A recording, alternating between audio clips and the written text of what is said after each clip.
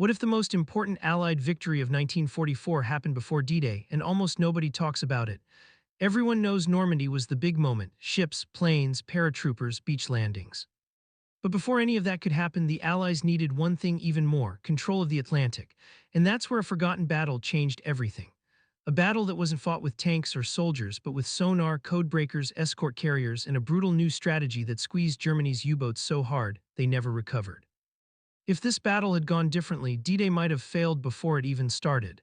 In early 1943, the Battle of the Atlantic had reached a breaking point. German U-boats were sinking Allied ships faster than the Allies could replace them. In March alone, they wiped out 108 ships in just a few weeks. At this rate, Britain would starve, American troops would never reach Europe, and D-Day would be nothing more than a dream. Winston Churchill said it bluntly: "The only thing that ever really frightened me during the war was the U-boat peril." And he wasn't exaggerating. Then came one convoy, just one, that changed everything. Convoy ONS-5 sailing from Britain to Canada in April 1943. Picture this: 43 slow merchant ships packed with supplies crawling across the Atlantic while over 40 German U-boats, yes, an entire wolfpack, closed in. It looked like a guaranteed massacre. But this time things were different. Before ONS-5, convoys were mostly defensive. They tried to survive. But during this battle, the Allies switched to something brand new: aggressive defense.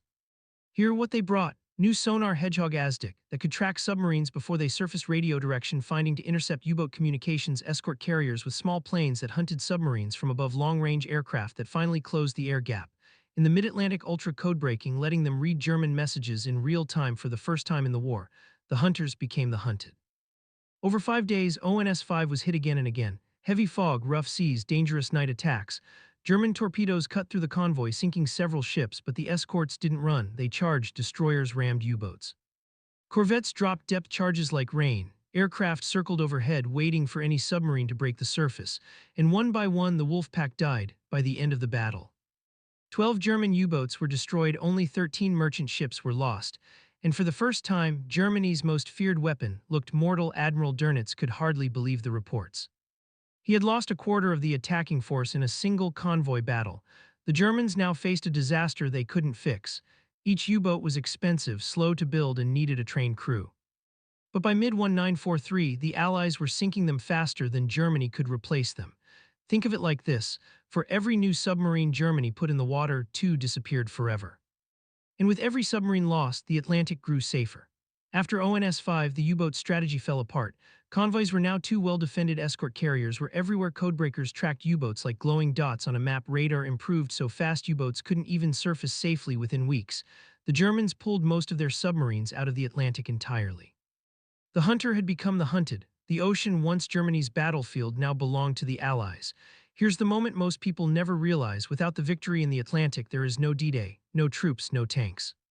No landing ships, no fuel, no medical supplies, no reinforcements, nothing. Every single thing needed for Normandy had to cross the ocean first. By breaking the back of the U-boat fleet, convoy ONS-5 unlocked the path for Operation Overlord.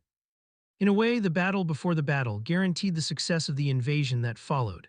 This quiet, freezing, fog-covered fight in the middle of the Atlantic may be the most important battle people forget. Convoy ONS-5 didn't look heroic. There were no beaches, no flags, no dramatic photos. Just merchant sailors, escort crews, codebreakers, pilots, and a handful of new technologies working together to crush a threat that had terrorized the sea for years. But that victory was the moment the war's tide truly turned. If D-Day was the door to Europe, then the Battle of the Atlantic was the key that unlocked it. Tell me in the comments where you're watching this from.